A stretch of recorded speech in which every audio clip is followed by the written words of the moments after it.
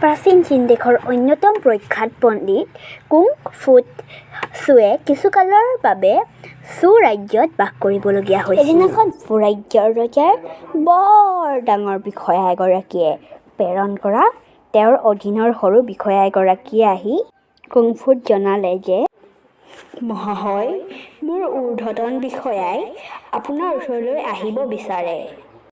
তেওঁ আপোনাক লগ ধৰিব খোজা কাৰণটো হৈছে তেওঁ আপোনাক লগ ধৰি এটা বৰ গুৰুত্বপূৰ্ণ, জটিল আৰু অতি গোপনীয় কথা আলোচনা কৰি আপোনাৰ পণ্ডিত্যপূৰ্ণ পৰামৰ্শ ল'বলৈ বিচাৰে। চিন্তা নকৰিব মহাশয়, তাৰ বাবে আপোনাক তেওঁ পৰ্যাপ্ত মাননি দিব। ক্ষমা কৰিবা, মই ঋষি, সেইবাবে মই মনে মনে অন্যৰ গুপুত কথাত সোমাব নোৱাৰোঁ।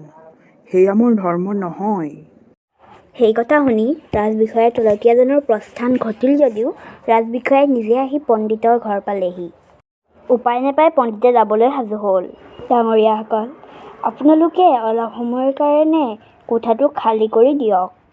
ৰাজবিষয়াৰ কথাত সকলোৱে কোঠাটোৰ পৰা বাহিৰলৈ ওলাই গ'ল। সকলো ওলাই যোৱাৰ পাছত ৰাজবিষয়াজনে পণ্ডিতক ক'লে, মহাশয়, মই বৰ ডাঙৰ বিপদত পৰিহে আপোনাৰ ওচৰলৈ আহিছোঁ পৰামৰ্শ বিচাৰি। এটা বৰ গুৰুত্বপূৰ্ণ আৰু গোপন কথা মোৰ কাণত আহি পৰিছে। সেই কথাটো সৰগৰ পুত্ৰক জনোৱাটো ভাল হ'বনে? নে সেয়া কৰিলে বিপৰীত ফলহে দিব? মই স্থিৰ কৰিব পৰা নাই।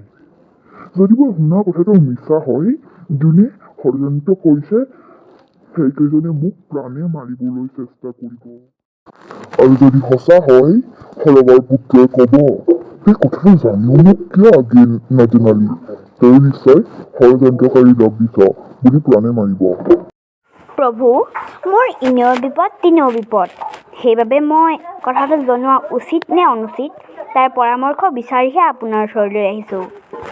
কুং ফু চুৱে অকণমান সময় ভাবিলে আৰু ক'লে, মই আপোনাৰ গোপন কথাটো শুনিব আৰু জানিব নোখোজোঁ, কাৰণ মই চু ৰাজ্যৰ বিষয়া নহয় বা নাগৰিক নহয়, আৰু এই স্থানীয় ৰজাৰ প্ৰতি মোৰ কোনো নীতিগত দায়িত্ব আৰু আনুগত্যও নাই। মোৰ বোধেৰে আপুনি নিশ্চয় এই সমস্যা সম্বন্ধে ৰাজসভাৰ আন ৰাজবিষয়াৰ লগতো আলোচনা কৰিছে।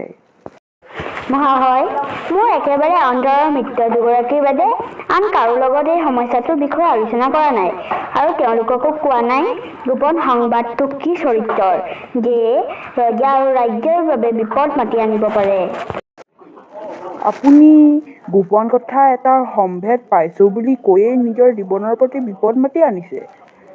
এতিয়া যি দুজন লোকক আপুনি নিজৰ অন্তৰৰ মিত্ৰ বুলিছে, সেয়া আপোনাৰ ফালৰ পৰাহে অনুভূতি। তেওঁলোকৰ বাবে আপুনি অন্তৰৰ মিত্ৰ নহ'বও পাৰে।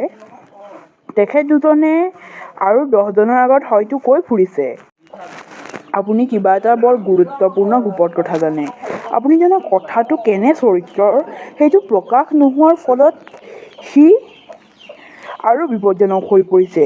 এতিয়া হ'ব কি?